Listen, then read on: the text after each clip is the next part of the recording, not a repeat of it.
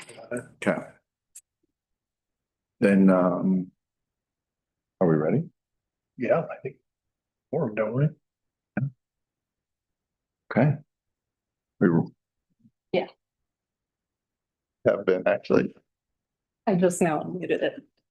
But Okay, we now convene the Bend Metropolitan Planning Organization Policy Board meeting for April 18th, 2025. It is 12:01. My name is Ari Mendez. I'm a Bend City Councilor and Chair of the Bend MPO Policy Board. Let's go ahead and do some introductions, starting here with Omar. Omar Ahmed, ODOT Central Oregon Lower John Day Area Manager. Greg Bryant, District Woods. David Davis, City Bend Transportation Mobility Department. Chris Doty, Deschutes County Road Department, sitting in for Commissioner Chang today. Mike Riley, City of Bend Councilor. Andrea Napoli, Bend MPO Senior Planner. Kelly Kennedy, Bend MPO Staff.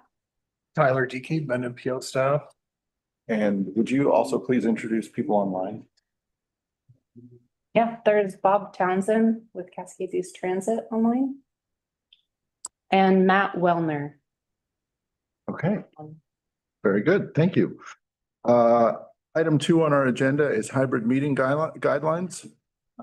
Yes, so the meeting is being recorded. For those online, if you have a question, please use the raise hand function. We'll call on you. Thank you. Very good. Item 3 is public comment. Is there anyone in the room who would like to make public comment? Looking around, none. Is there anyone online who would like to make a comment? Please raise your hand or use, I believe it's *9, you said. Okay, seeing none. Moving on to item 4, approval of meeting minutes. Is there a motion to approve? I move approval of March 21, 25 policy board draft meeting minutes as presented. Second. Motion has been made by Omar Ahmed and seconded by Councilor Riley. All those in favor, please say aye. Aye. Passes unanimously. Moving on to item 5, fiscal years 2026 through 2027 Unified Planning Work Program. Tyler and Andrea, you are on deck for this. All right, so here with the next 2 agenda items are major action items we have. Here's where we can make up some time or not, depending on want to get through them. We have a series of slides that we've shared with you in the past that just provide highlights and an overview of our work program, the next biennium, and we can quickly walk through those if you want, or we can cut straight to the end. And I think we've seen them before. I'm okay. I think at the end is, does anyone want to see them again? Okay, why don't we move along then? So we're seeking adoption of the FY26 and FY27 Unified Planning Work Program. It's the action for this agenda item. Okay. Does anyone have any questions or comments on work?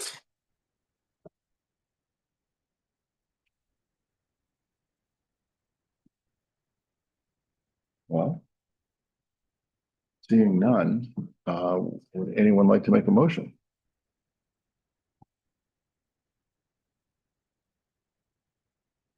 My mouth is full, so Yeah, somebody else, please. I move to adopt the Unified Planning Work Program for fiscal years 26 and 27 by way of resolution 2025-02. Second. Motion has been made by Councilor Riley and seconded by Mr. Doty. All those in favor, say aye. Aye. Passes unanimously. Okay, item number 6, fiscal year 26, Bend MPO budget, public hearing and adoption. Tyler? So again, this is our other major action item for the day, and this is adoption of our FY26 budget. And I can give you a quick overview of where things stand in this process. So we had an initial meeting with ODOT and our federal partners in February. We held our budget committee meeting on March 20th. Initiated our public review period, 28th, posted our legal notice. And then we're here today to have our public hearing and public or policy board adoption of the document. The slide just shows a summary of our budget. Ask if there's any questions. I can jump back to the budget document, budget line item budget if you want.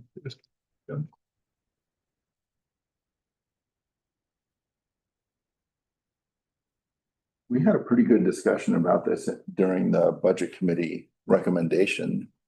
Does anyone want to go over anything again or have any additional questions?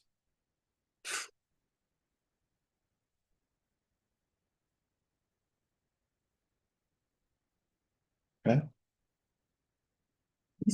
So this one, you have to open a public hearing Okay, and then gavel for you. Sorry. at my knuckles. We'll now open a public hearing for consideration and adoption of the Bend MPO budget. And we're looking for public comments. Any public comments or concerns in person? None. Any online? Okay, seeing none. Okay to close the hearing? Yep. Okay, gonna close the hearing now. Any further discussion among policy board members? Well, I think we did a pretty good job of covering this in the budget committee meeting back in March. So I'm certainly comfortable approving it as is, if so, I'd like to make a motion.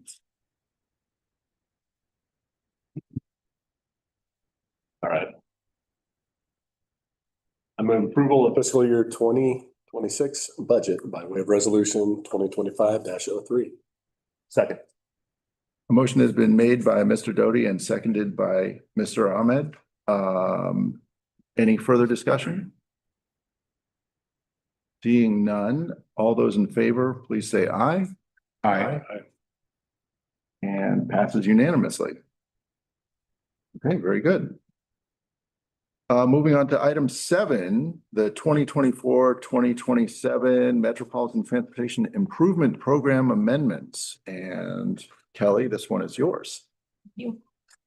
So just to briefly refamiliarize, the Metropolitan Transportation Improvement Program, or MTIP, is our short-term listing of transportation projects and programs and their estimated expenses over a 4-year period. So for the current MTIP, that 4-year period, it spans both fiscal years 2024 through 2027. Projects included in the MTIP are regionally significant, located partially in the Bend MPO area, and primarily it's projects that requested federal funds that are listed, but some significant locally funded projects. The MTIP is required to be updated at least every 4 years, and it's amended as needed. So there's 2 types of amendments: administrative and full. Administrative amendments are relatively less significant and are processed internally by staff, and full amendments require review and consideration. So that's what we've brought today. And then just an FYI, the full MTIP as adopted back in May 2023 is available on our MTIP webpage. And we do post updated project lists and amendment logs quarterly. So those are relatively current right now. And just a note on that, those are maintained on an ongoing basis internally. We just for public access. Next slide, please. So today there's just 3 proposed amendments. All 3 are for transit projects, and it's proposing cancellation or removal from the MTIP. These are projects that are focused on enhanced mobility over fiscal years 2025, 26, and 27. Each were estimated to come in around $678,000. And the reason for cancellation is just that they're essentially duplicated in existing projects. So on the table in the slide, there's reference to the project key numbers where the work is already covered. Could you remind us again how how we arrived at the duplicate projects? It's my understanding that there was just some staffing coverage that was going on that resulted in, extra effort to make sure that the work was getting programmed. I don't have much information beyond that. I don't know. Well, that's just a question. And is cancellation for enough funds, or are we just canceling a project in name only, right? That's a good question. I mean, I looked up the totals for the key numbers referenced here and I saw funding on some. One, I didn't see the funding yet, but I don't see everything. So I'm not certain on that. I could follow up. These have the exact same language there and in here. So are we saying these are duplicative of each other as well? Or they're actually separate things that serve this purpose? Just happen to have the exact same. Yeah, that's another good question. They're just each for a different fiscal year. So Oh, these okay. are 3 different projects, each that are duplicated. Let's see. Either. So if we don't cancel them, do we just get each project twice? So Okay. Well, it sounds more like, I would say, I mean, probably what may have happened. Sometimes when this document, our document, the statewide document, get updated every 3 years typically. And those transition periods happen. And the last one was 21 to 24 years. When that update happens, there can be errors in terms of advancing or, continuing projects into future documents. And these probably just didn't get caught. I mean, just recently got caught and should have been caught much earlier. it's not like we'd get extra best stops or, it's the same work basically. So I think but we'd be paying for it twice. That doesn't sound good. it'll look like we are. Yeah, I mean, if it's just, sounds like it's just housekeeping. If there was the opportunity to use this mistake, I mean, I assume you would share that opportunity. Yes, we need to get more money. Basically, It's $1 million. and that's not on the table. Not right now, no. I don't have any other And questions. you've double checked that these key projects 23,720 show up in the plan. Yeah. Same amounts and the Yes. same purpose, okay.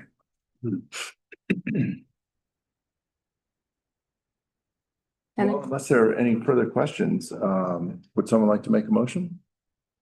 I move approval of the proposed amendments to the 24-27 MTIP as presented.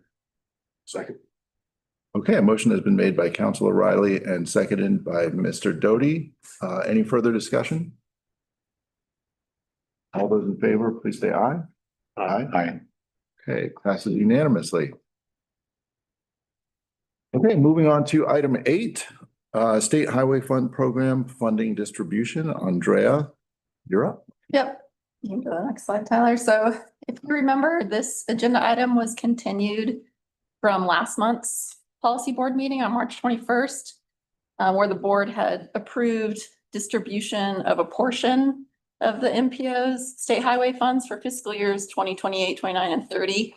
But there was still a remaining amount that the board wanted to revisit this month and also look at or take a closer look at status and needs of different programs of the city of Bend. So the low stress network, neighborhood street safety program, street preservation program, and the pedestrian implementation plan. So we have some slides and David Abbas is here to talk about that. But before we do that, there's one other slide. So just a reminder, here's the amount that's still pending decision, that $581 approximately $1,000 per fiscal year for 28 through 30. And then the amounts that were approved at last month's policy board meeting. So it's the highlighted amount that we're talking about today. Any questions on the, oh, yeah, go ahead. You remind us the Bend MPO's fiscal years are synced up with these fiscal years, so I think we're gonna be looking at fiscal year 26-27 in June to the city then, and then this would be for 28. Yeah, so this is still out. It's, Okay, and I think I can't remember now if we're looking at 25-27 or 26-28. You think it's 25, 27. Okay. And then this is just the 3 years starting in fiscal year 28. correct. And that fiscal year refers to the year that ends in 28. Yeah. 20. All right, So Sorry, so that, that ends in 2028. just to clarify on the city's way, I want to make sure, Andrea. Yeah. When you say fiscal year 28. Right. Chart there. Yeah. That would be 27, 28, July 1, 27 to June 30th of 28, correct? yes, That help? Yeah, at the end. And so for our city coming up, we're talking about fiscal year 26 and 27. Right. So Which this would be year, 25, 26, 26, 27. Yeah. And then this would be the future biennium. okay. Yeah, so it's a different biennium than what the city's current budget process is looking at. Thank you. Any other questions about PR today? So basically, we're looking at that top line. yeah, exactly. Go ahead. So David, if you want to go ahead. Thanks everybody for having me again and continuing the conversation. Next slide. Not driving this. Yeah, thanks. Quick agenda, just talk about our, just kind of historical support from the MPO and our positions. And then as Andrea had highlighted in that earlier slide, talk about some of the program needs as well as the operation and maintenance, kind of arterials, collectors, locals. Next slide, please. So historically, since my time in the transportation department here in 2015 and before, the MPO and the funding support from the MPO has been a partner in our journey and within our system. As you can see in the last few years, kind of stalled out, pandemic, House Bill 2017, kind of losing its buying power, inflation and those things. Like we talked about before, most of our funding, kind of the key funding sources for us, the state fuel tax, the general fund subsidy, and there's been some kind of one-time injections in there that aren't sustainable from the general fund. We got franchise fees, for example, garbage franchise fees, trucks, revenues. And the MPO, again, has been a partner on that journey. Recently, as you all know, the transportation utility fee, last year, phase one started in July, hitting utility bills of owners and businesses in Bend in August. That's partly, us getting back on an improving trend and being selective of our treatments. Phase two, council just talked about this week. That would be this year, July. Really, phase one and phase two kind of helps shore up those shortfalls, if you will, from inflation, cost of doing business, stagnant state fuel taxes and things. State legislature last week threw a transportation package out there on the table for discussion, so we'll keep a interest in where that goes. But the MPO's funding and support has been a huge partner in this journey of ours. Next slide, please, Tyler. Along that journey, we've gotten our arterials and collectors up there in the low 80s for a pavement condition index where we like to see them. Where we still got some work to do is the residential category there that is really 73% of our system as a whole, with almost 688 lane miles. Next slide, please, Tyler. In getting our arterials and collectors, so those kind of middle columns, you'll notice the poor, very poor conditions. We really don't have much of our arterials and collectors down in those categories. Most of it is in the local residential system. Like I said, where we got some work to do. Next slide is just a different way of looking at it from a center line mile category on the left, arterials, middle graph collector, on the right is the residential. And so again, the residential category is where we really got that deferred maintenance backlog and some work to do. And a lot of our key bike route, low stress networks, neighborhood greenways, kind of some of those types of facilities are on our local residential network. Next slide, Tyler, please. So from a 5-year deferred maintenance backlog needs, we are with the inflation and cost increases and doing business, we're at about 105 million over 5 years. The majority of that, 84% of that or 88 million of that is in that local residential category. Next slide, please. So we were just talking about current, fiscal years and budgets. The budget that is going before city council, for the next 2-year biennial budget, on the street preservation program side, we've, targeted 4.5 million a year with an inflation. And I got another slide here later that'll show it better, but the MPO's portion of our street preservation program, then therefore is at 14.5%. And so if that was redirected elsewhere, we'd have that shortfall to make up in our capital funding, from somewhere, reducing level of service in other places.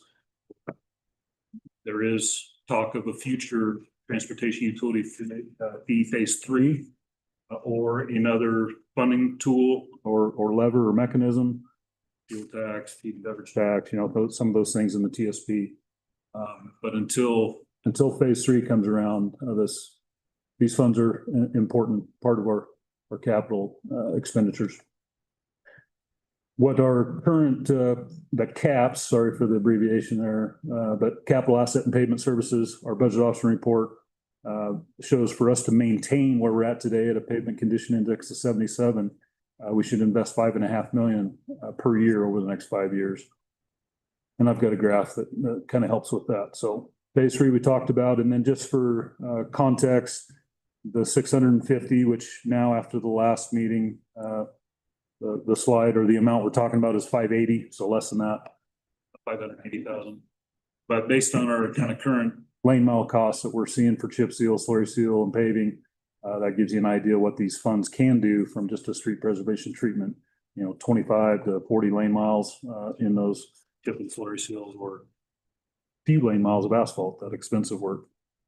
Next slide, please, Tyler. So here's kind of a projection with a 3% increase in budgets for the next 5 years. And that graph, a little tough to see maybe, but that top line is our pavement condition index. So shows us maintaining, solid ground for the next couple of years, but then over a 5-year period, we would start trending downward.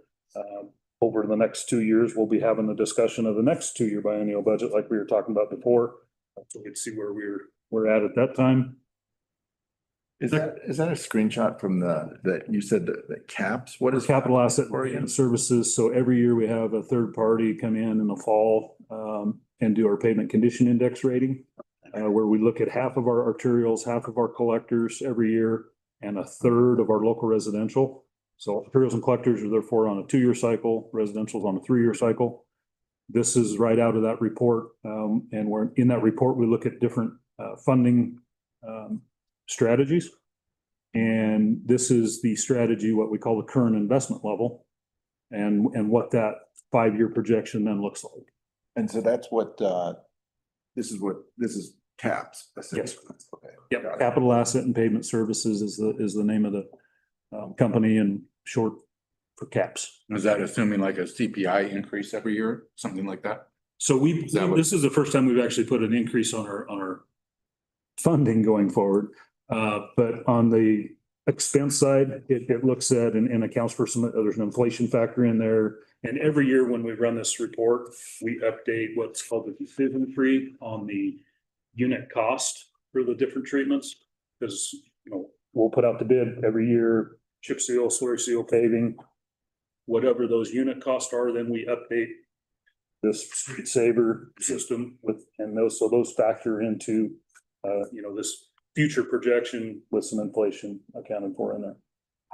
One other question about the deferred maintenance costs. I mean, at some point, if you keep letting that grow, at what point do you start to see the pavement condition index drop?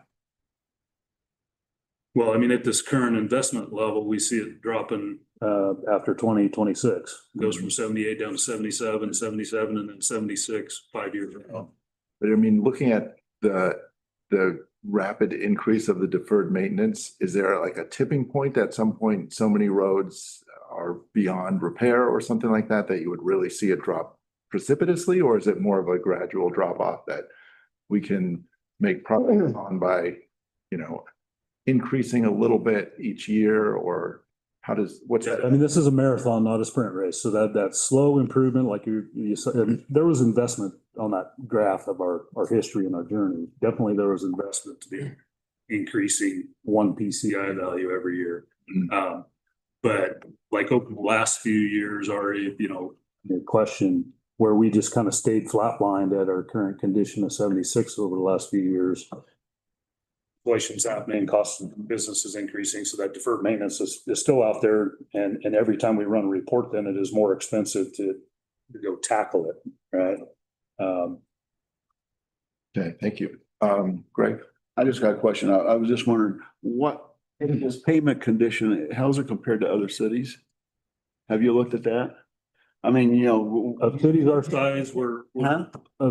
size, we're doing better than others. Back in 2015, when we were, down to the PCI overall at 68. Yeah. I'm just asking because, you don't want to have a real good city doing here, and we're trying to beat ourselves to death if other cities aren't doing as well or something. In comparison. Yeah, it's good. I'm ready for next slide. What we need. If you are. So getting into the program side, here's the neighbors, just a lot of words here, sorry, but Neighborhood Street Safety Program. We actually started that in our department years ago. And then when the GEO bond passed, it was funded by the GEO bond. So that program has transitioned over into the engineering department. It's funded through 2029. I say depending on actual project costs, because everybody's seen project costs coming higher than originally anticipated, but funded through 2029. The project selection process has already occurred. That's a heavy involvement with the community and neighborhood associations. I just put some lists over on the right there for the next few years of locations of some of those projects. And, in full transparency, after 2029, the funding for that program is to be determined. One idea is the $30 million general obligation bond from 2011 comes off the books. I think around 2031. And so maybe there's an opportunity there to continue funding this program and be tax neutral in some fashion there. But these ones listed are funded. So Those are funded Okay. if they all come in as estimated. Gotcha. Okay. So great program. But the GEO bond funding for that, which was originally was $8 million, has been programmed and project selected out through 2029. The universe of proposed projects is like an order of magnitude. 20 times this or 100 times. I mean, it was hundreds of projects were proposed by. Yeah. For sure. The first time we did it, when it was in our department before the GEO bond, we had like 354 project submittals, and with $800,000 at that time, we were able to fund a small portion of it. Yeah. Next slide, please, Tyler. And then there was the low stress network up there, which really isn't a program. Kind of low stress network is more of the type of facility, but we have key routes. We have the low stress network for the bike routes, neighborhood greenways. And so, a number of these CIP bigger capital projects do those, touch on all these as well. But for us, with our operations and maintenance work, we try to improve and enhance those when we have the opportunity and the resources. And the MPO resources are a part of our bucket that helps. An example of this would be last year, for example, Milwaukee Avenue. It was a local residential road, essentially failed, missing sidewalk. And we were able to go in there and repair that road and do some sidewalk infill and provide connectivity in there. So any questions on the low stress network? It's really not a program. It's just with all of our work, all these roads require maintenance, whether they're a key route or neighborhood greenway. And so anytime we go into do operations and maintenance on a road, we look at it. What is that classification? What is that type? And is there enhancement and safety and improvements and infill that we can do there? Next slide, please, Tyler. I mean, just a real quick question. So what portion of the low stress network and greenways and stuff are on neighborhood streets or local streets?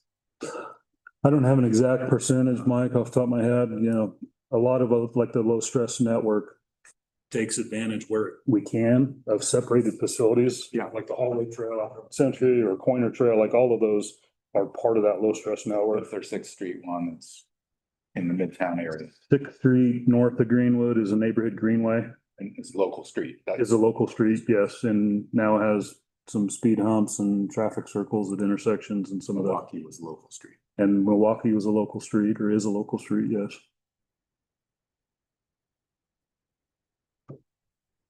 Pedestrian implementation plan, basically a plan that was developed, really looking at an emphasis on disadvantaged populations, pedestrian safety, access to key destinations, safe routes to school, that type of thing to try to put together a prioritization of pedestrian needs. Next slide, please.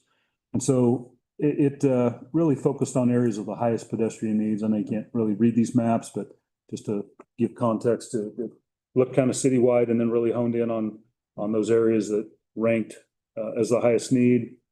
Next slide, there was that plan shows 64 projects that were identified for sidewalk infill and improvements and 31 projects for crossing locations for enhancements. All of those projects, you know, pushing what, 95 projects. I mean, you're talking millions of dollars. And some of those are definitely capital improvement type work. But I think there's opportunity for us on our operations and maintenance side, particularly when you're talking about crossings, that our staff can, you know, get in there and perhaps self-perform, or we make it part of our street preservation or maintenance work as well. Next slide, please. So, you know, with the help of the TUF, the budget going before council, we've got a couple $100,000 a year dedicated to the bike program, a couple $100,000 dedicated to the pedestrian program. We're also, if sidewalk infill with the accessibility construction fund help. So we're trying to take that complete street approach where we can and improve these program elements alongside our operations maintenance. I mean, boots on the ground and we're there anyhow. Next slide, and we'll finish this up. I mean, really, in summary, the past MPO funding support was through the state fund exchange program, and we were limited back then that those dollars really could only be on arterial and collector type roads. Every year we had to provide documentation to MPO in the state of where those dollars went, and they had to be arterials and collectors. Now that is not the case, and the state highway funds through the MPO, I don't have those strings attached, and those dollars can go to local residential type improvements or roads. And so I just listed a variety of things here that those funds can help support. Obviously, the street preservation, the complete street approach. We have the opportunity for safety improvement type quick builds with our concrete crew being able to add some medians or enhance crossing locations. And then bike program, ped program, we talked about, there's speed radar program. So if there was that shortfall of those capital funds, something on this list, you know, would be impacted until phase 3 of the TUF or some other type of backfill. So understand that there's a variety of needs of the MPO dollars and out there in the community. And I think we've done good things with the funds historically and improved our system, and would advocate to continue doing that. And like I said in the last time, if phase 3 of the TUF or another funding mechanism becomes a reality, happy to sit at the table and figure out the best use for all the funds and the funding buckets. So thank you. Happy to answer any questions I can. Yeah, thank you for that, David. I think,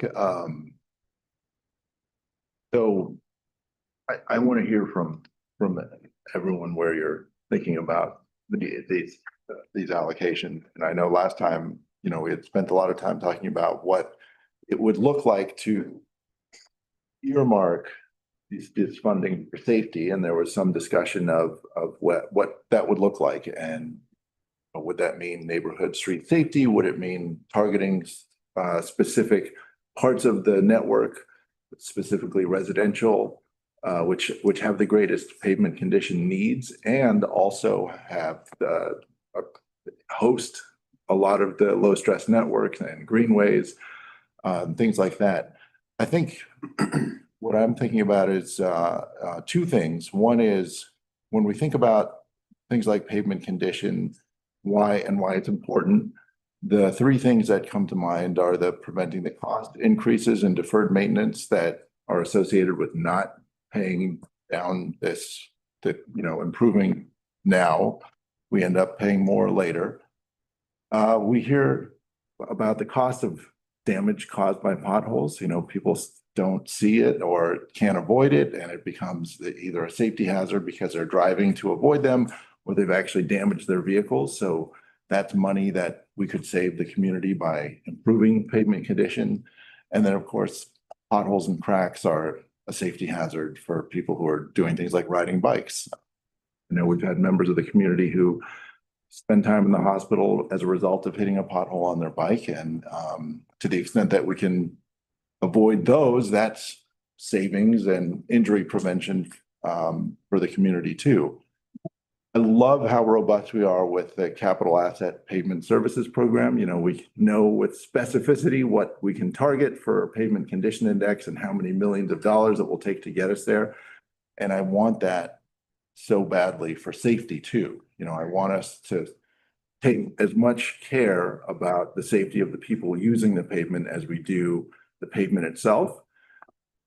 And having said that, I think I still have an open mind about what it would look like to actually prioritize safety with these dollars. I think it may be a mismatch. I think previously I had been kind of pushing for the neighborhood street safety program, but I have an open mind. And, I think the frustration is community members come to us with safety needs, and we don't really have a way of responding in a timely fashion, to say, well, this program is already, full through 2029. So does that mean you have to wait that long to get in the queue? Well, kind of. We don't really have any way of dealing with those kind of needs now. So having said that, I would like to hear what people think about what that shift might still look like for us, because I do feel like these are such special funds that could be used for this that don't really have any other funding sources. Acknowledging that, yeah, there's a huge need for pavement condition improvements. So what are you all thinking about? I mean, I'd like to see the dollars continue kind of in the broad sort of street preservation bucket, if you will, but be focused on greenways and the low stress network and the ability to include doing quick build, safety and traffic calming projects with the dollars as a whole. I think it gets us both meeting the need on the local streets, but also gets us a focus on safety. And, that the low stress network and the greenways are, I think, are an important priority for the community as a whole in terms of having alternative ways to get around that aren't on, in some places they still are on arterials and collectors because that's the only option. But to me, that feels like a good, so we're basically just saying, sort of keeping the dollars directed generally, but narrowing the use of these dollars to a subset of the overall activities. And just to clarify, in the summary slide, could you go back one slide? Thank you. It sounds like you're saying, so focus on a subset of the need, but potentially expanding to include things that maybe weren't necessarily included in the past, potentially things like sidewalks or focuses on crossings and things like that. Yes. Is that something that is that we could accomplish with this? I believe so. There's plenty of candidates out there in our system, with local residential being 73% of it, and a lot of it being neighborhood greenways, low stress network, key routes, those types of facilities. We could certainly take 100% of whatever the support is, if it's the 580, great. And report on that, just like we used to report on the arterial and collectors and be accountable and transparent of where did those dollars go and what did they accomplish and what did they do? And when we get on to a local street, and it's maybe a neighborhood greenway, such as Milwaukee, for example, and have that complete street approach of, okay, it's not just about the pavement condition. What else is needed? Right. Is there sidewalk infill needed? Is there a safe route to school that crosses it? Can we do a safety enhancement and look at doing those types of And things traffic calming, it's a while there? Yeah. okay. I think that would meet the community's needs pretty well, and get at this bigger issue of, continuing to, carve away at reducing or improving the PCI on that local streets, the neighborhood streets. When I left last month's discussion, for some reason, I thought these were like kind of exclusive, right? Like you had like option A, B, or C. Is that not the case? It sounds like they've gotten more flexible as part of what's happened, right, with these dollars. You can use them one on locals. Well, ask Tyler to help here too, but I mean, when it was through the state fund exchange, it was limited to arterial collectors. And Well, now it's not quite that prescriptive. Yeah, I mean, I think in the past, when the funds were federal, if we had kept them as federal funds, we could have only used them on arterial collectors. We knew that, I mean, the prior policy boards knew that the city exchanged those funds, and they, even back then, the city through that exchange process had the flexibility to utilize them on local streets. Prior boards said even with that fund exchange, they still wanted to focus on the arterials and collectors because that's where the biggest need was. And so I think, I mean, that's a discussion that can still play out right here too. Is, I mean, you could say, hey, we still want to focus on the primary roadway system, or, make it follow truly what's eligible for use under the current or under the state highway fund. Right, and that's what I'm proposing in alignment with where the greatest need is today, which is the neighborhood local streets. That's where the biggest chunk of investments needed, so. I don't think I answered your question. So I might have asked it the wrong way. So like, to me, we're making a decision, right, on that 42%. And essentially, what is the distribution category called? Yeah. Right.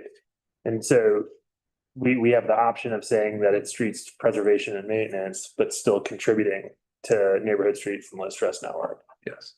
Okay. Well, that's good enough for me. Chris? As far as the county's perspective, I think, this is a slice. Yeah. The overall city budget priorities and stuff like that. So for us to weigh in on it, we don't necessarily know what else you're doing, elsewhere. And so I think from our perspective, it would be, what's the city want to do with this funding?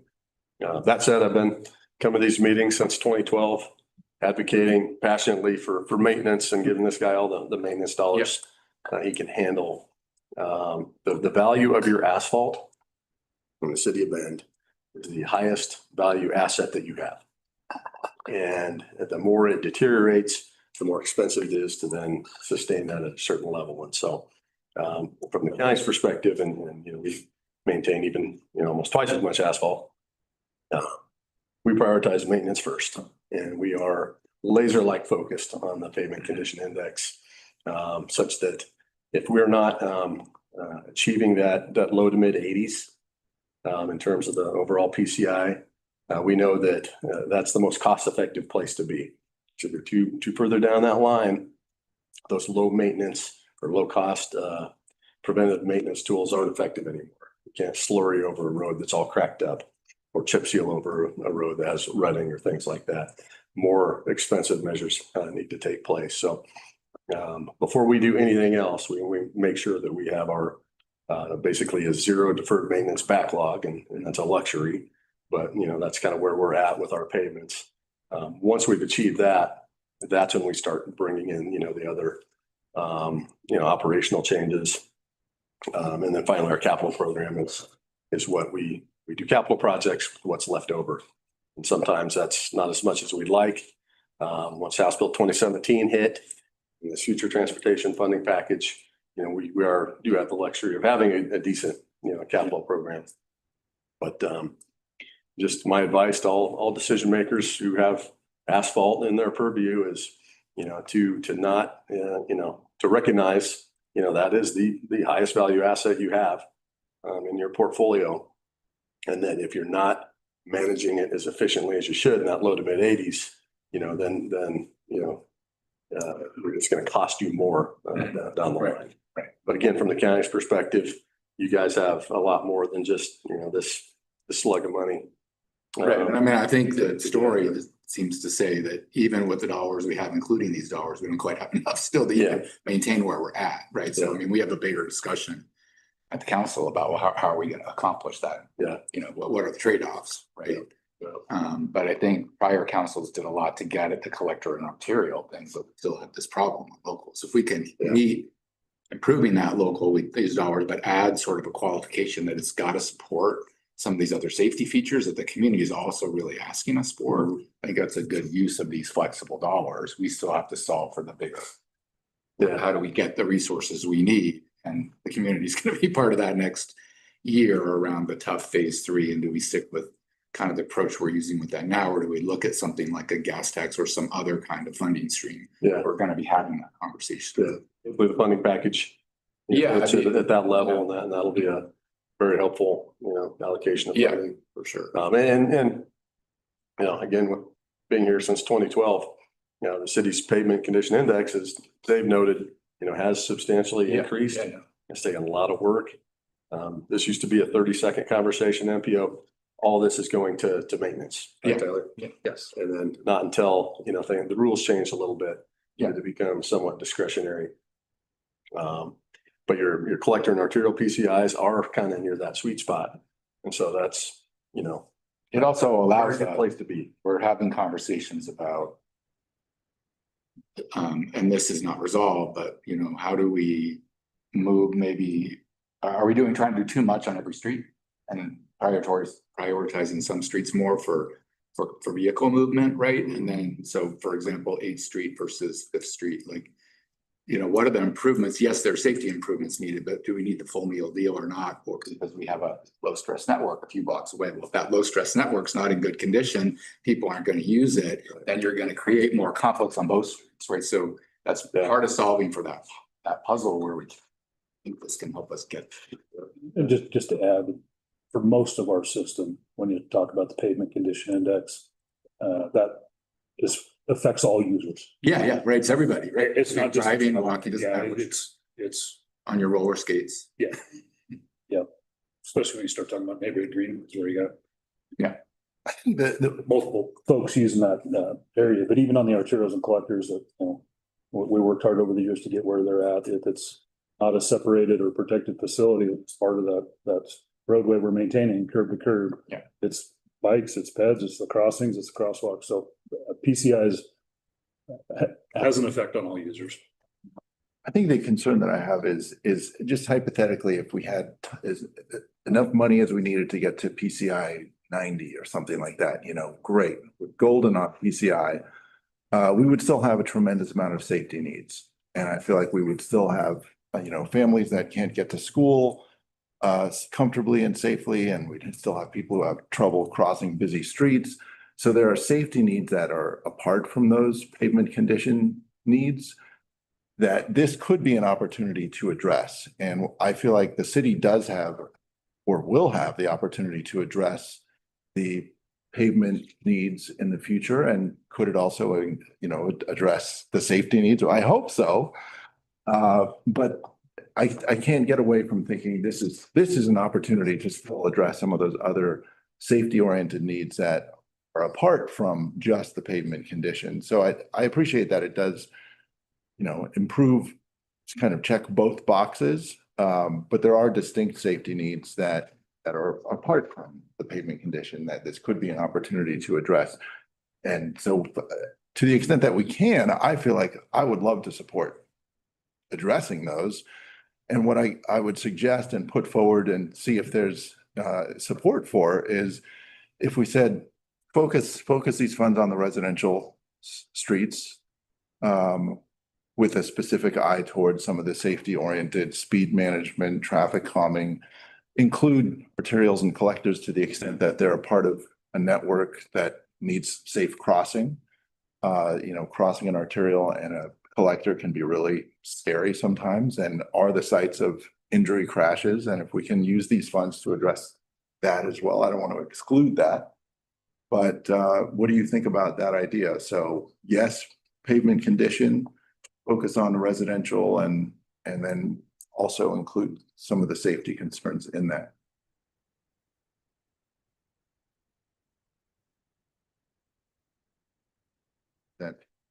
I mean, is that?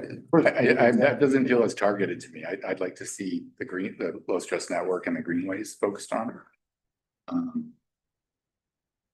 think what you're proposing sounds a little bit bigger. Or maybe isn't getting us the focus that would be helpful in terms of local streets that are also greenways and low stress network.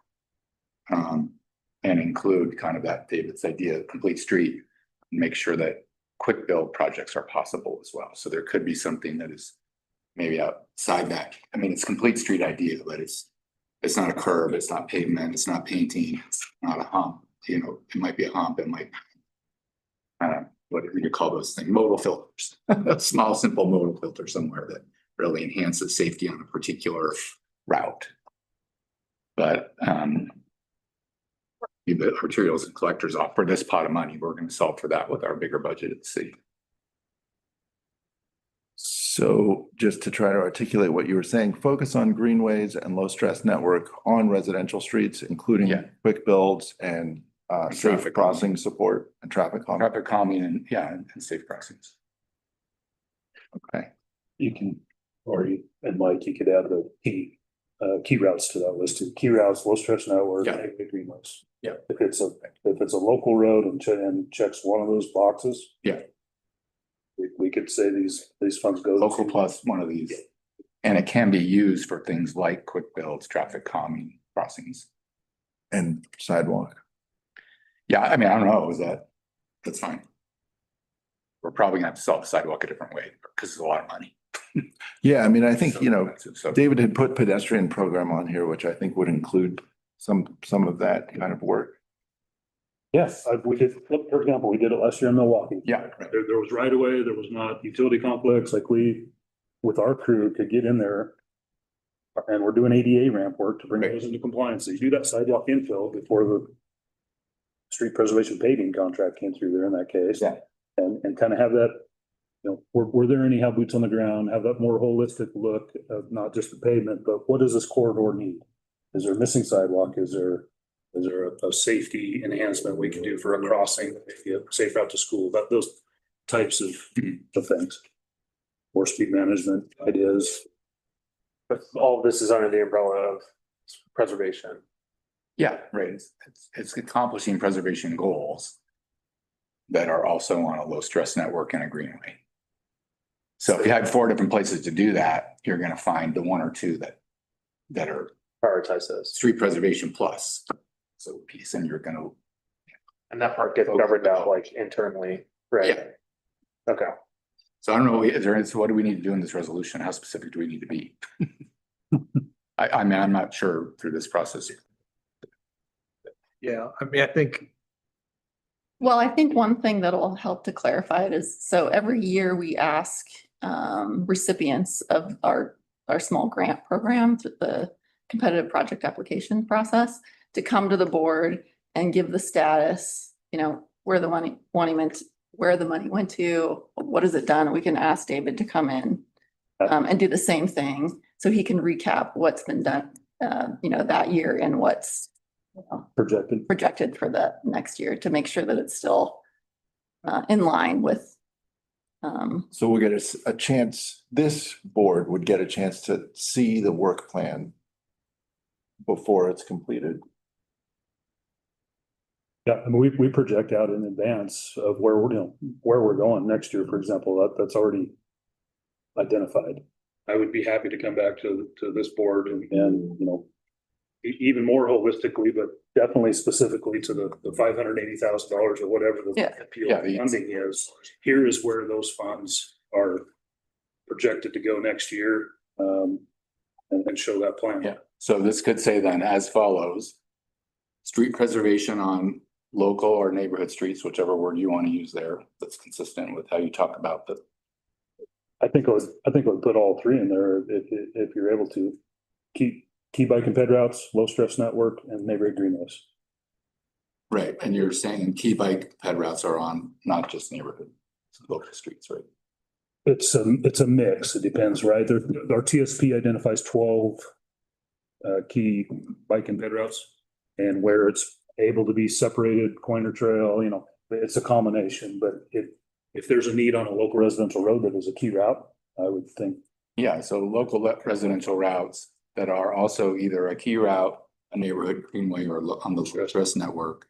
And eligible projects include a complete street approach. Quick builds. Quick build, crossing, traffic calming. Is that, That's where we work with Janet Ruby and that team, right? Our street preservation program, we'll share with Janet Ruby. You all know Janet. Here's where we're looking to go next year. Team looks at it and it's like, okay, can we do striping changes? Can we adjust the cross section to do buffered bike lanes? Is there those safety enhancements or traffic calming measures that can be done? And keep in mind, this is a built environment that we're doing operation and maintenance on. It's not a capital improvement, level type project. So within that built environment, curb to curb, is there what safety enhancements and opportunities are there to have that complete street approach? So if we said, if the motion, for example, was, I move to approve the distribution of the remaining $581,570 of FY 28 to FY 30 state highway fund annual allocations with a focus on street preservation on greenways, key bicycle and pedestrian routes, low stress networks, and to include quick builds, safe crossing support, traffic calming, and other safety oriented enhancements. That'd be sufficient. Does that provide enough? Yes. So move. yeah, but we beat that one pretty hard. Okay. Good luck not being able to spend something in that. Yeah, right. So Well, I'll move seconded. Did you guys get that? okay, then the chair has made a motion and the motion was seconded by Councilor I Riley. think Chris made the motion. Oh, Chris made the motion. I Thank you. So moved. You said the words, I said so moved. Yeah. Okay, so the motion has been made. We're doing the back and forth. Thank you. The motion has been made by Mr. Doty and seconded by Councilor Riley. Thank you for that clarification. Is there any further discussion? All those in favor, say aye. Aye. Aye. Motion passes unanimously. Well, thanks for that, everyone. Thank you, David. Okay, next item is item number 9, the Bend Metropolitan Planning Organization Establishment Intergovernmental Agreement. Tyler? All right, so we discussed this last fall, October, November timeframe, I believe.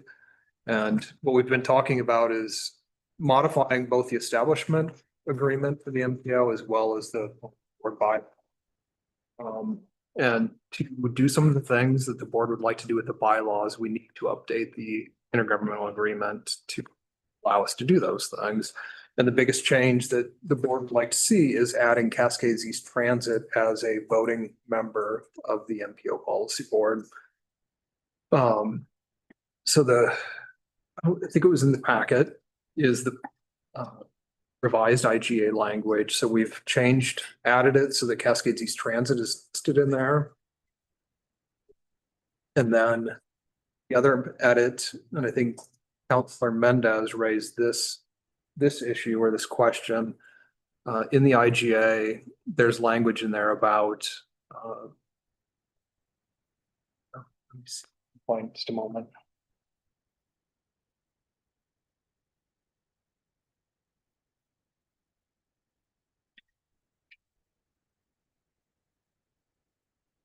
Changing the vote language. Do either of you have access to the IGA? I want to say it was. The one that's in the back. Yeah. You don't want to have a copy of the full content? Yeah.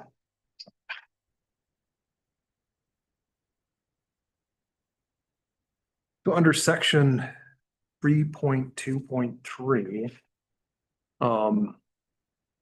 there's reference in there to how the bylaws get amended for the MPO policy board.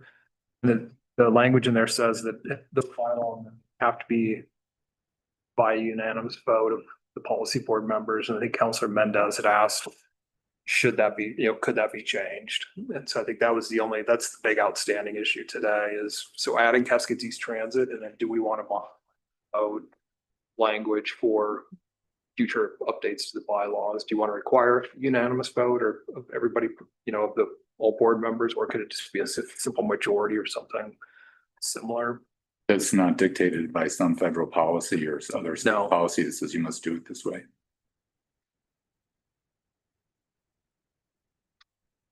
So I guess that this is all hypothetical, that I don't know what changes we would be considering.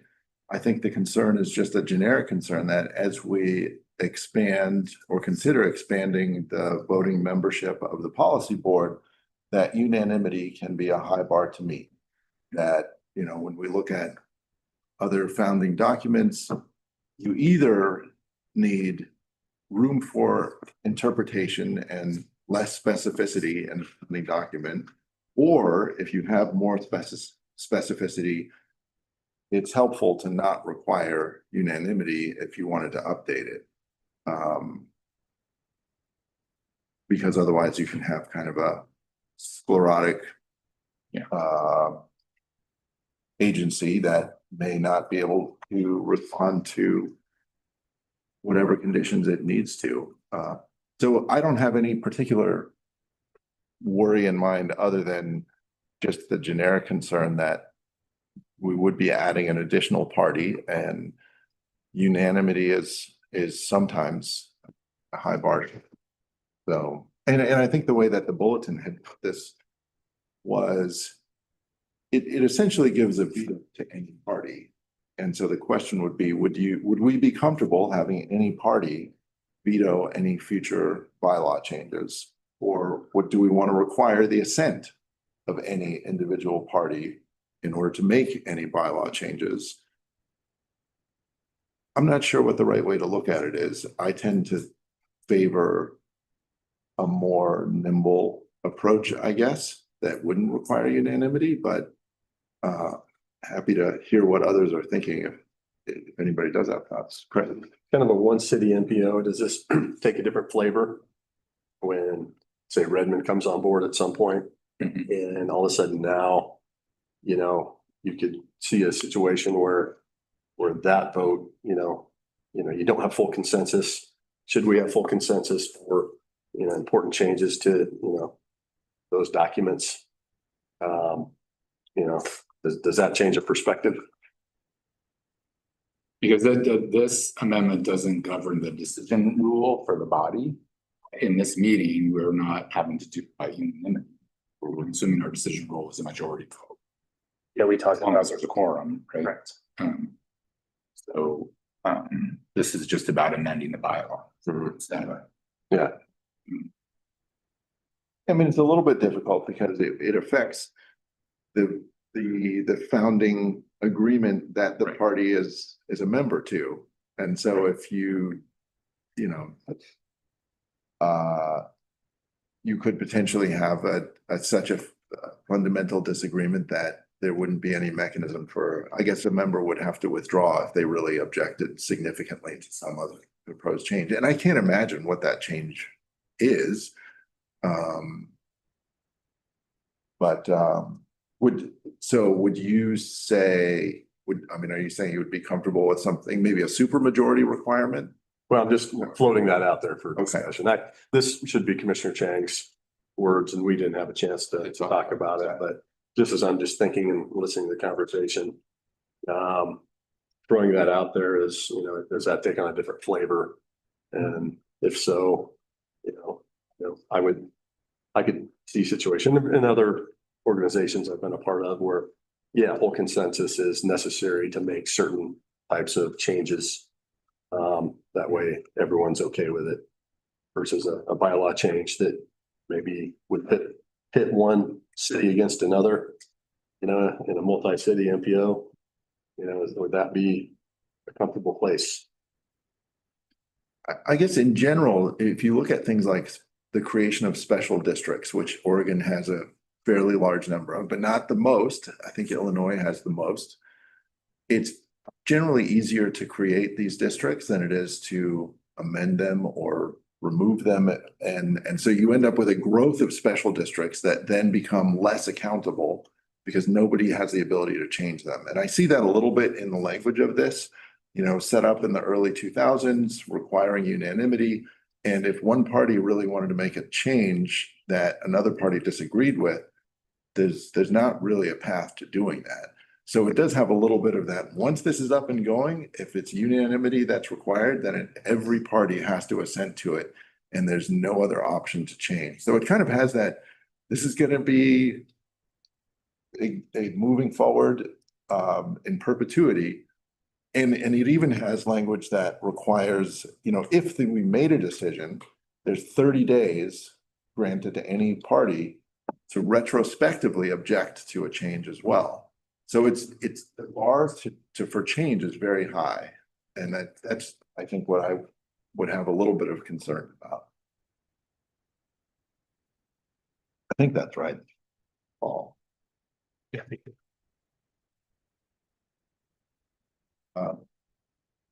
Any other thoughts? I mean, the bylaws, outside of the IGA. Yeah. The single most important document, right? Yes.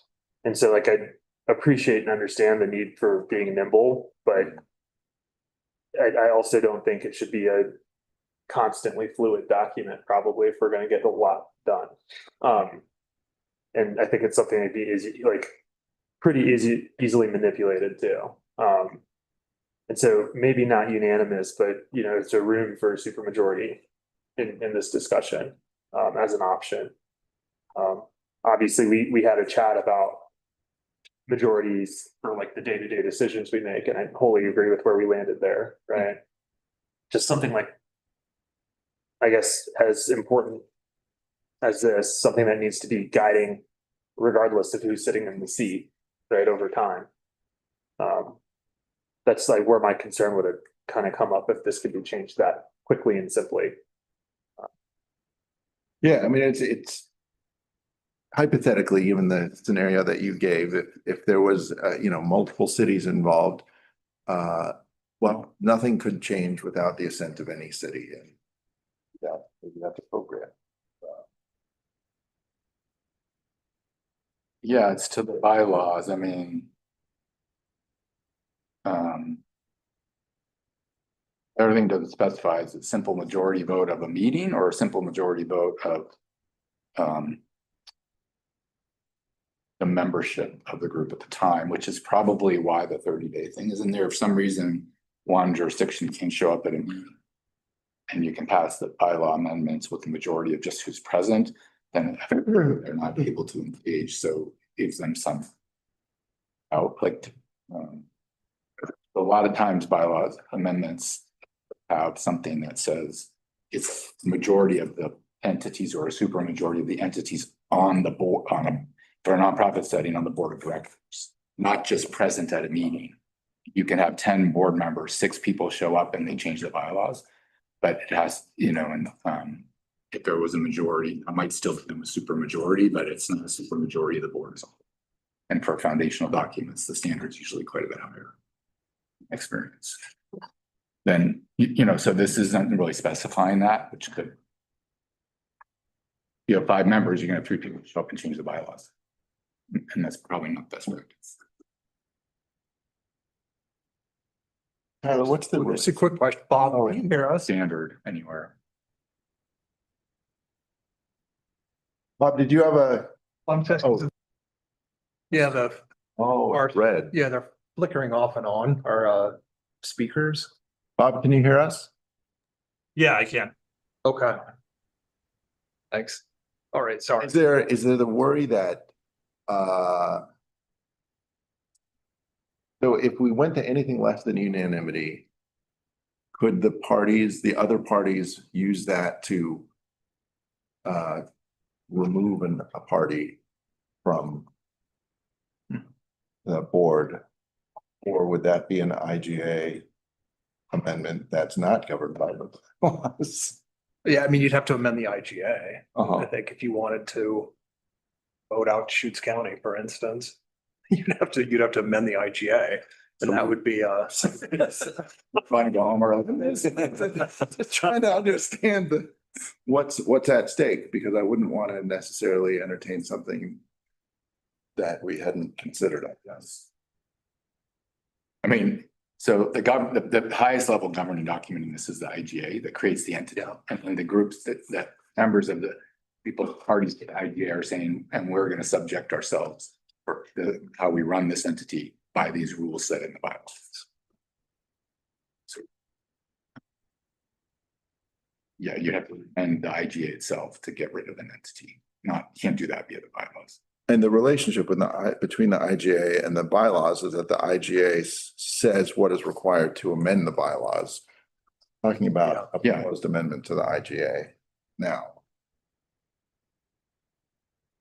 Well, if nobody else. I'm okay with the supermajority. I'm with the unanimity. It seems like that's the point of this, is to have the local governmental entities agreeing to at least work together. They may not agree on the detailed decision, and that's how you make decisions at the meetings, but to establish the entity and have them participate.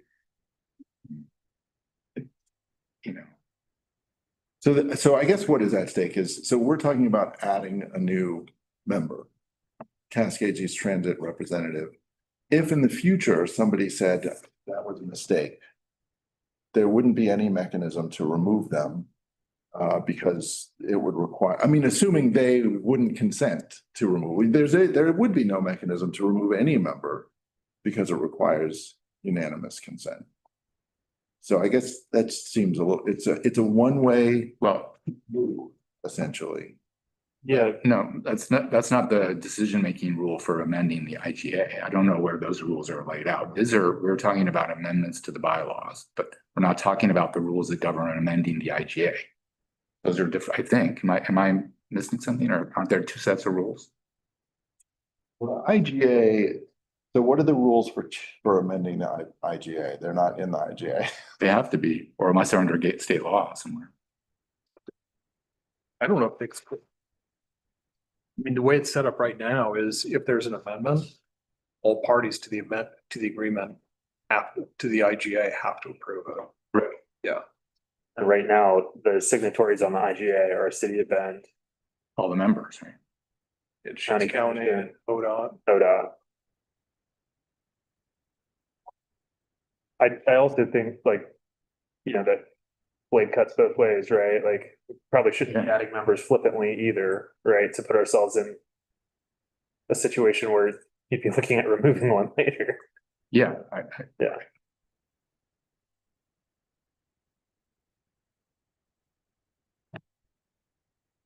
I don't have a problem leaving it the way it is. With what? Leaving it the way it is.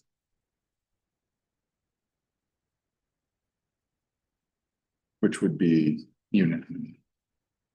okay. Yeah, I'm a little uncomfortable. Yeah. Taking any position on something like this. Commissioner Chang's.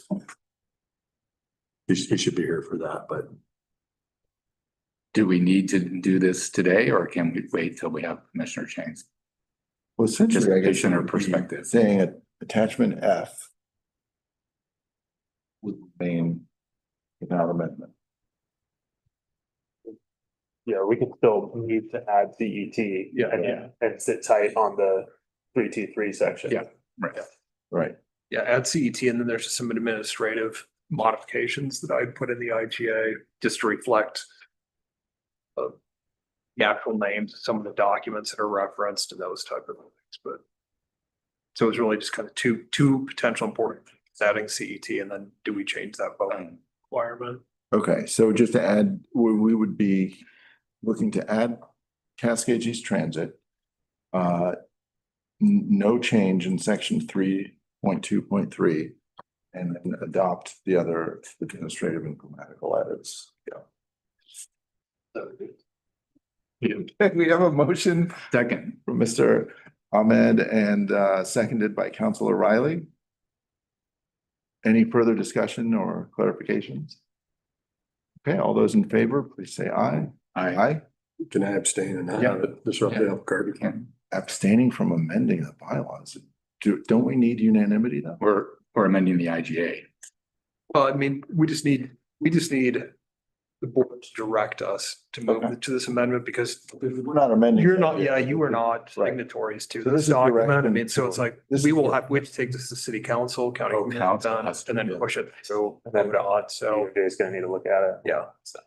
Okay, so, But in the meantime, we got an answer to the question about how do you amend the IGA itself? Yeah. Okay, I mean, that's what we're doing now. Yeah. So I guess we know the answer to that already. We just do it. the motion was approved by all present with one abstention from Mr. Doty.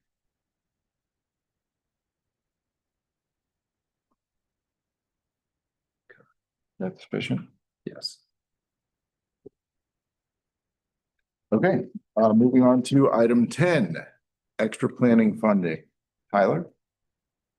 Right, so the funding that we get for MPO for staffing purposes. We get two primary sources. There's Federal Highway Administration planning funds, and then Federal Transit Administration has planning funds, they're known as 5303 funds. The PL funds from Federal Highway Administration are the primary funding source that's available nationwide for MPOs. The MPOs made a decision many years ago to peel off a tiny percentage of those funds to fund the administrative costs for the Oregon MPO Consortium. The Oregon MPO Consortium is a ad hoc, or it's essentially an ad hoc group. It's comprised of one or two board members from each of the state's 8 MPOs. There is a large balance that has grown many years now of unspent funds that were dedicated towards that effort. And I think probably the biggest change that's happened is since COVID occurred, almost all of our meetings have moved to being remote meetings now. And so the funding that was needed to, for there was room costs and food costs, that kind of stuff, it just simply hasn't happened. And so a large balance, 435,000, has been built up over many years. And so we, MPO staff and ODOT staff, met twice, late in 2024 and earlier this year, to discuss potential uses for those funds. Three options were put on the table during those discussions. One would be to just simply redistribute those funds back out to each MPO.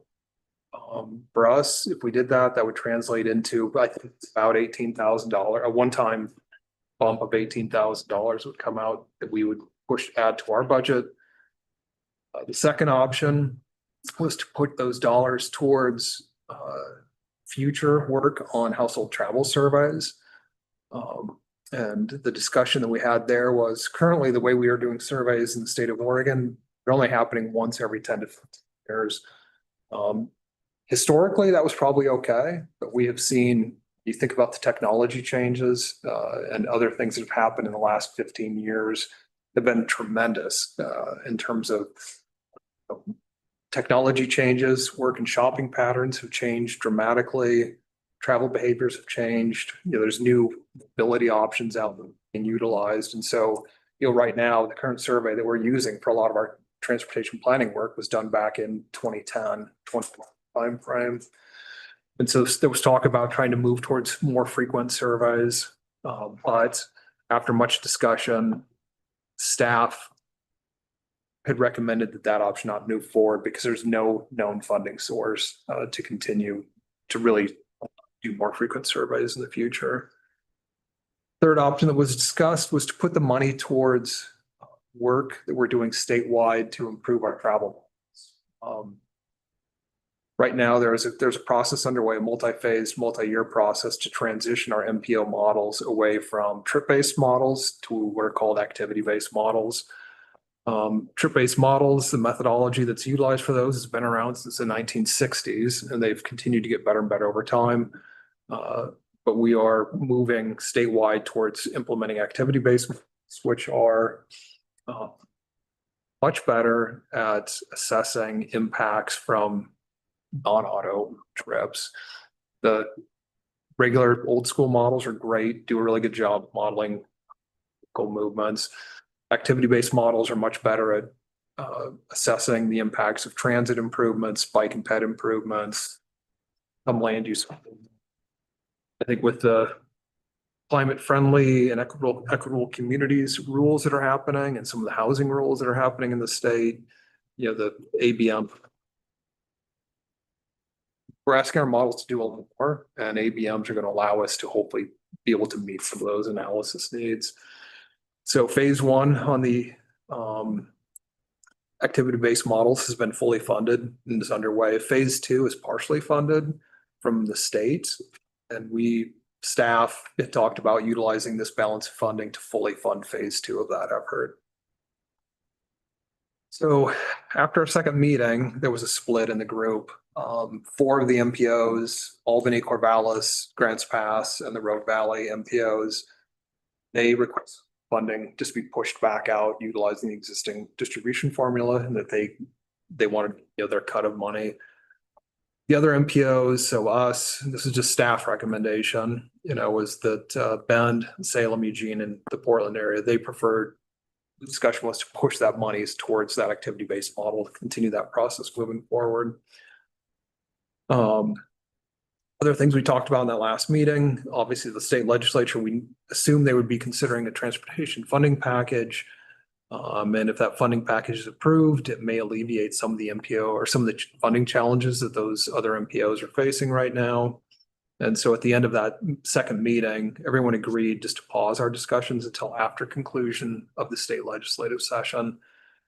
And so the request today is, from the little bit I've provided to you, does the board have a preference on when we restart these discussions again at the staff level? Do you have a preference on how we push those funds out,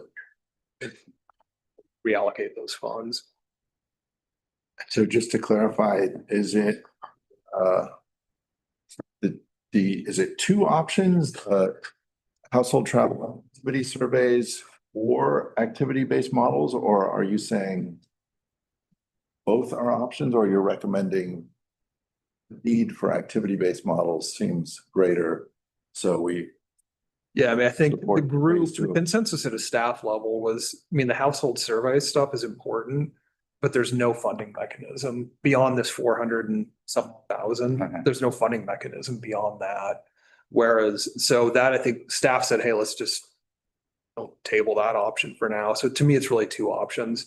You redistribute those funds out to the 8 MPOs, or push it towards this activity, continue the activity-based model development, simply because we've got, I said, phase 1 of that work is fully funded, and phase 2, ODOT has funding allocated in the next biennium to partially fund phase 2 of that effort. So what happens if Bend MPO says we support activity-based models, let's use the funding for that, but the split persists among these other MPOs that want the money to come back to them? Well, it might not persist after that's the question, is whether It might not persist. come July. And we discussed as well the idea of, well, those, let's see, I've got those funding amounts. It would total. Sorry.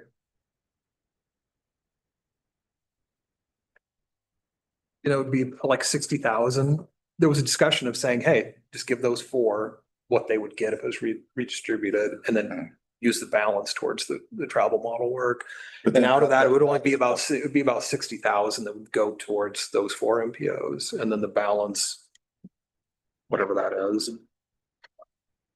Then not let them use the activity-based models. Pay for them. Well, I like the idea of activity-based models. I think, having gone through the utility fee discussion, I do feel like there's some pretty big limitations on the Institute of Traffic Engineers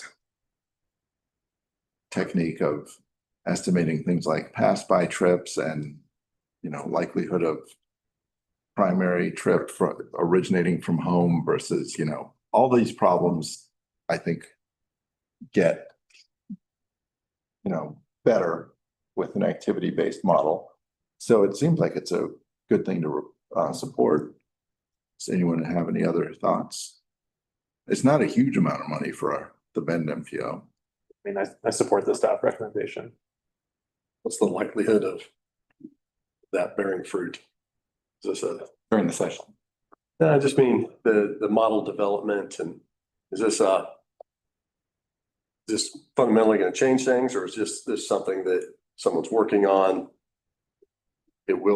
It's destined to replace TPOW's modeling efforts, or is this an exercise in something that could eventually just go away?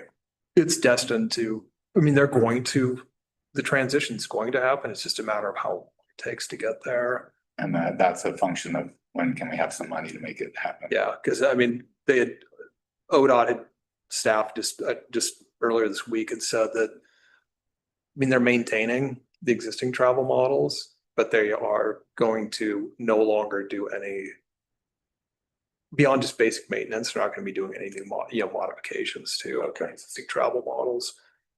They would if we really needed them to for TSP updates or something like that, but they're trying to put everything towards this transition.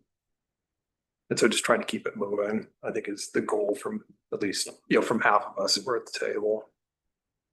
It's funny, it seems like the smaller MPOs would get a little back, but achieve more value by having that model work be complete. The ones who are losing the most are keen on investing that back into the. Well, I think that's a great point. Thank you for saying that. So that was one of the reasons that I was like, we would get 18,000 back and we could do maybe something with that. But, Metro, they're getting like over 200,000, 250. And I'm like, so we're really utilizing their dollars to help advance this statewide work. And that's money well invested. Seems like it. Seems like there's a multiplier there for this MPO's 18. Yeah. Good point. Councilor Riley, thoughts? Yeah, I think it makes sense to wait and see what happens at the end of the session. It's only a few months, right? It could still get the project forward, but I agree. It seems like getting that new model happening. That's how I'd want to see our money go. Yeah, I support that. All right. That's all I had on that, though. Okay. Moving on to item 11, the 2025 state legislative session update. Tyler. So I'll just have a couple of slides and I'll have Chris chime in as well. So on April 3rd, the Joint Committee on Transportation released the transportation funding framework. And within that framework, they've identified, it's called TRIP, Transportation Reinvestment Package, or yes. It includes increases to the fuels tax, the way mile tax, registration fee and title fee increases, the creation of a new one-time fee on new vehicle sales, indexing fuels taxes to inflation, implementing the road user charge, which is the mileage fee for most light vehicles that would transition in over the next 5 or 6 years, I believe. That's the Origo program. Yeah. And so it would start out initially being phased. The first phase would be that all full EVs would have to utilize it and transition to hybrids and so on over multiple years.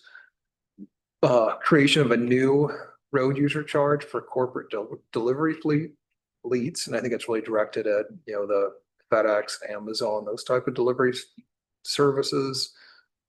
Increasing the existing payroll tax that's out there made available for public transit support around the state. Increasing the vehicle privilege tax, creating a new tire pollution tax, and then increasing the sales tax on new bicycle sales. We are, as of today, this framework was put out. I haven't seen a draft bill, and I don't know if Chris, if you have to chime in terms of things you're hearing. The one-time fee on, you say it's new vehicles, but I'm not sure it specifies new Vehicle purchases. I thought, yeah. Oh, it could be purchasing a used vehicle too. I think so. Yeah. Yeah, you're right. It just says it's a one-time system use fee on all vehicles at time of purchase, so misread that. Thank you. So that's where we are. Draft, nothing has been pushed out yet or public in terms of actual piece of draft legislation. So I just wanted to share that with you, and then time's ticking away. I'm assuming we're going to see a draft bill at some point, next couple of weeks, hopefully. You know, so there's going to need to be a pretty quick turnaround. If the legislature is going to take action, they're going to have a, you know, a tight window to step through that review and approval process. I'm just wondering, does the policy board want to have, you know, weigh in any way once that draft funding package is out? I'm sorry, just a parallel to this, Senator Starr's accountability work, where he's been tasked with kind of putting together a study that tries to assign some accountability components that would be a part of this framework and eventually a bill as well. In terms of how the funds are used and. In terms of making sure that that funds are being used in the manner that they're being prescribed, and just other requirements on ODOT to be like this transparent or whatever comes out of the study. Who knows? So he's believe they've contracted with 2 DOT officials from other states in Colorado and Utah that retired either state directors or the folks high up in those organizations. Kind of look at, you know, how ODOT does things. Big part of that discussion, I think, has to do with the scope creep and the amount of increase that the big projects have reported. The I-205 project, Abernathy Bridge, and then the Rose Quarter project as well. So I think what's waiting a bill to be drafted is that work to be completed. You know, basically, how's ODOT doing? What could they do better? How could that then be rolled into the funding package? With the thought that there's going to need to be a lot more of that, get more people to accept, you know, this type of pretty significant increases and pretty interesting new funding mechanisms that folks aren't used to. Do either of you have thoughts on I think it was about 10 days ago, the Washington State Legislature adopted tolling to essentially contribute $1.2 billion of funding towards the I-5 bridge project. Oregon's governor has said she doesn't want tolling to be on the table until at least next year. But given that Washington has already moved forward with this, can't help but wonder, you know, given the cost sharing for that, Washington contributes half, Oregon contributes half. If tolling contributes to a big part of Washington's share, how does that work on the Oregon side? Is it like, well, they have their local match funding source that's pretty significant, but the rest of the state is still on the hook for paying for Oregon's share? It seems like it's a mismatch. And I wonder if there would be the opportunity to say, hey, Washington put tolling back on the table. Drivers are going to be paying for tolls on that bridge.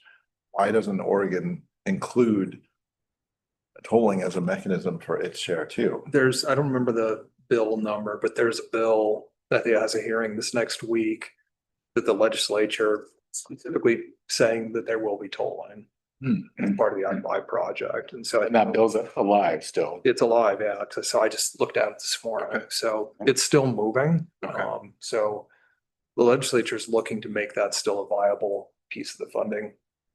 The viable slice. Big hang up with tolling had probably more to do with Abernathy Bridge and other areas where tolling was proposed.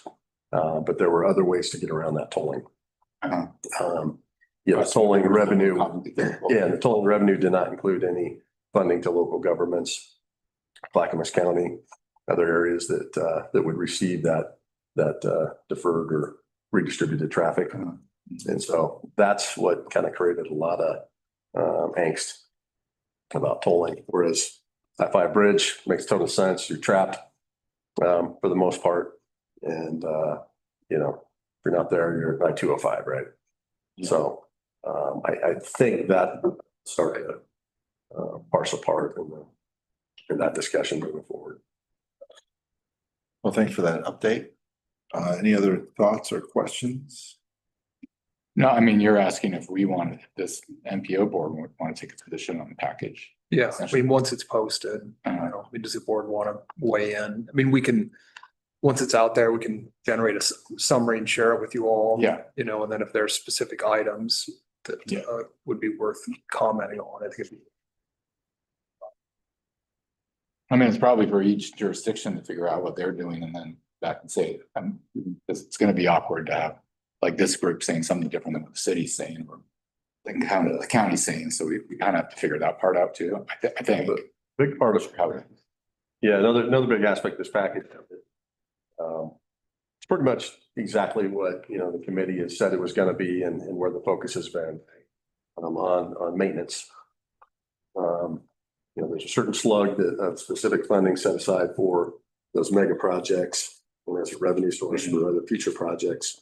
But the great part, well, that we all you know, are excited about here at least, is that they're maintaining the 50-30-20 formula split, which is the biggest concern we had going into this, is that local government would continue to get a piece of the pie. And as it sits right now, they've honored that. And because it's so maintenance heavy, you know, that means good funding is coming back to local government from this funding package. So, you know, all that work we did to kind of make sure that that was, you know, communicated, you know, as showing back up coming out of here. So that's certainly going to be a big part of our comment and support, you know, from the county part, at least counties in general, moving forward is, this is a very helpful to local government, not just the state. Okay, well, thank you for that. It's any other comments or questions? Then move on to item 12, update and Bend MPO document updates. Tyler? Yeah, so I'll just keep this brief. We've talked about this a little bit. There's obviously a lot of change happening right now at the federal level for us. Some of the things we've discussed, these focus areas for some of the federal funding programs is changing. Quite a few of the federal funding programs are currently under review and frozen in different ways, or having funding limited in some ways. Grant programs have been delayed. One of them being, you know, we talked, I think it was last month or 2 months ago, the Protect Grant program, for instance, is still not open, waiting for information there. One of the biggest changes I think that people that deal with the feds are seeing is there's a much greater oversight by the field offices, by headquarters staff. And so by field offices, I mean, so Federal Highway have an office in all states. And so our office is over in Salem, and anything that they do in Salem, now a lot of things are having to be pushed up to DC for review. And so that's causing, you know, obviously bottlenecking quite a few things.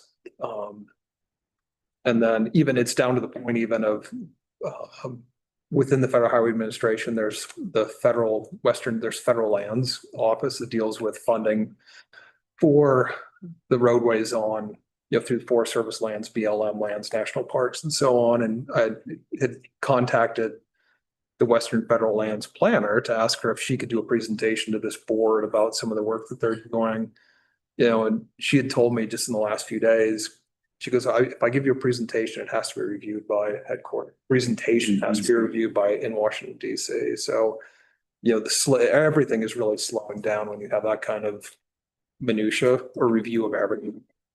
And then I think the big change too that we're seeing is potentially significant staffing reductions. In talking to one of the Federal Highway folks in Salem last week, he said that they're going to be losing about 50% of their staff. Which for us at the MPO is probably not a big deal, but it becomes a big deal for grant recipients, the state, as they're trying to work their projects through the process. I think like the city of Bend has the two big grant projects for Hawthorne Bridge and for the Reed Market project. You know, when you're down 50% staff and if there's no plan to refill those positions, the folks that are there are having to do double the work now, potentially. There could be pretty big slowdowns in those review and approval processes for projects in the future. Tyler, I would sort of maybe disagree that it won't be a big impact for the MPO. I think it's gonna be a big impact for everyone, like bigger than we think, probably. And it's maybe not like the direct impacts that seem like a big deal, but just the little things like, oh, the person that I typically work with on this is not there anymore. Yeah. So it takes an extra week to figure out who to work with now. And that person doesn't know how to do what it is they're supposed to now be doing. So I think those types of just like institutional infrastructure pieces just aren't going to be in place. And it's going to be, I think, more of a slowdown than we anticipate. I mean, it's already been a laugh. It's like we always joke internally. It's like when we ask for guidance on planning documents, we're going, you know, I know. the response time can be anywhere from a minimum of 2 weeks. I mean, before we hear anything, it can be as long as months, you know, when we submit a question. So now I'm just figuring that response time is just going to double or more, you know, for anything. And so We're not, yeah, you know, if, I won't say deregulation, but if rules and other things that they're tasked with and enforcing are reduced or amended to agree to that a lot of the red tape is cut, you know, then maybe it doesn't affect it. That's kind of our hope. Is that Yeah, I mean, dollars right now are worth about 50 cents on the dollar. Because by the time you get the money, you say you get the money, you go through the process, extra regulation and so much more extra time to get things through the process. Some of that can be subsided a little bit. We all have oversight over government funds at different levels. And, you know, what's so special about federal dollars that Dave can't spend them without hiring consultants to do a variety of different studies for this, that, or the other thing. Or he gets state dollars and go spend those tomorrow, no problem.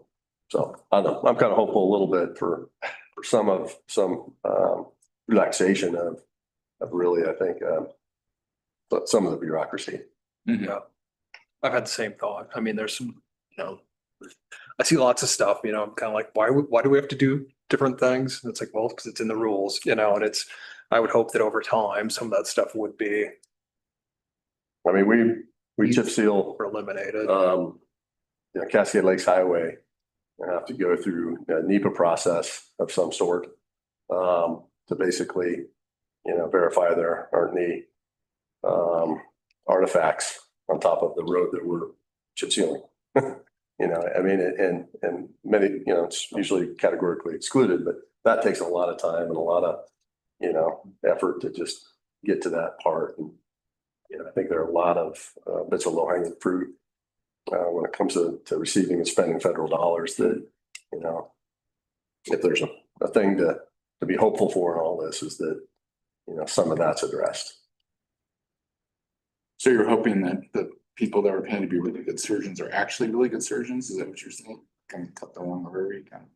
No, I'm just, I get that, but no, it's pretty amazing sometimes. Yeah, no, I'm not disagreeing. Yeah, I feel like that example was what we've started, the road's been there forever, like. Right, Right. yeah. So the other thing I was going to mention too is our current federal transportation bill, the Infrastructure Investment and Jobs Act, expires in September of 26. And Congress is starting, they've had one or two preliminary hearings already. So that process is starting to ramp up for, you know, looking at that next 5 to 6 year transportation bill. So it's going to be really interesting to follow that process and see how that plays out over the next 18 months. That's all I had. So if there's any questions.